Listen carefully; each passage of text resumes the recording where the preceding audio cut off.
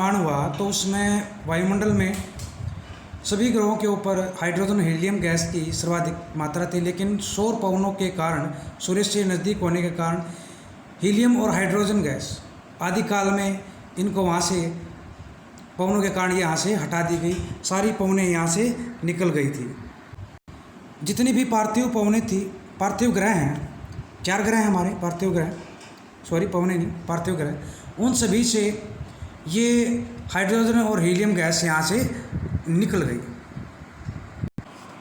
आइए द्वितीय अवस्था की बात करते हैं। द्वितीय अवस्था में पृथ्वी के ठंडा होने के और विभेदन के दौरान पृथ्वी के भीतर बहुत सारी गैसें, भाप और जलवाष्प, जलवाष्प पे उत्सर्जन हुआ, इनके साथ गैसों का उत्सर्जन हुआ।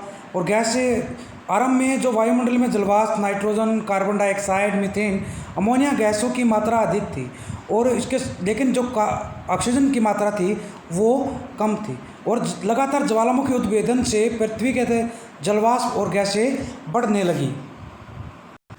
देखिए, जलवाष्प के ऊपर जाने से और पृथ्वी ठंडा होने से क्या हुआ कि जलवाष्प में पानी की बूंदों में बन गया और पानी की बूंदें पृथ्वी पर आने लगी। और पृथ्वी की ये जो बूंदें थी पृथ्वी पर आने पर गहरे गर्तों में जाकर इकट्ठा होगी, जिस कारण से महासागरों का निर्माण हुआ। लगातार कई वर्षों तक वर्षा होती रही। इस प्रकार से जीवनदायिनी जो जल है उसका नए सवेरे की भांति पृथ्वी पर प्रादुर्भाव हुआ। धन्यवाद। अब बात आती है पृथ्वी पर जीवन की उत्पत्ति। देखिए, जैसे ही पृथ्वी पर समुद्रों का निर्माण हुआ होगा तो उसी समय सबसे पहले पृथ्वी के ऊपर समुद्रों में ही सबसे पहले छोटे छोटे एक कोशिकीय जो जीव थे उनका जन्म हुआ। और एक कोशिकीय जीव से लेकर विशालकाय बड़े बड़े जीवों का निर्माण हुआ।